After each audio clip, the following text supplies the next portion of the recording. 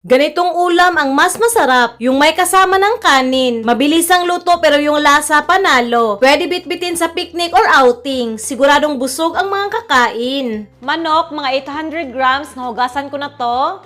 Bahala ka na sa parts na gusto mo. Tanggalin ko lang itong matatalas. Ito Tapos hatiin ko lang sa kalahati. Ito na lahat, itabi muna. Simulan na natin ang pagluluto. Kaldero yung gagamitin ko para malalim. Painitin na natin. Maglagay ng konting oil, panggisa. Igisa na ang maraming sibuyas. Gisa, gisa, gisa. Isunod ang bawang. Gisa, gisa, gisa rin. Bago masunog tong sibuyas at bawang, ilagay na natin ang mga manok. Ihalo muna. Ganyan na halong-halo na. Titimplahan na natin to. Toyo. Dapat mas marami ang toyo kaysa sa suka. Oyster sauce. Pamintang buo. Dahon ng laurel, asukal, isang buong chicken cube. Tunawin muna natin to, tapos tsaka natin haluin. Yan, halong-halo na. Takpan, tapos hayaan muna natin kumulo yung mga manok. Ito nakumukulo na. Haluin muna. Tapos, takpan ulit para tuluyang maluto yung mga manok. Lutuin natin ng maayos. Check natin. Bango.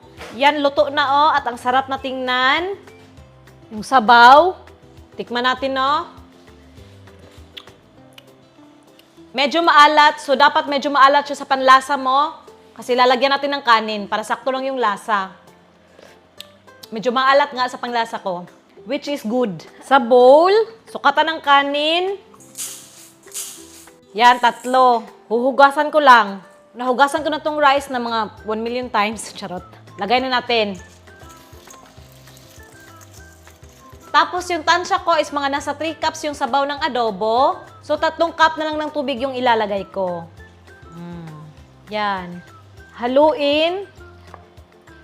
Di ba 3 cups yung rice? Yung tubig dapat is 6 cups. Kasama na yung liquid ng adobo. Takpan natin to.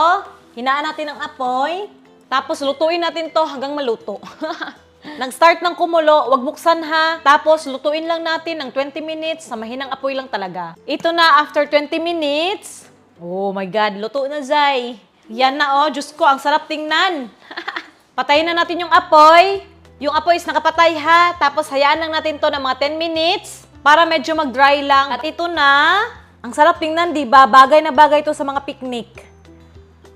Tapos ang bilis lutuin. Yan Tapos budburan mo ng fried garlic. Tapos spring onion. Ayan na yung adobo rice. Kain. Grabe, ang sarap.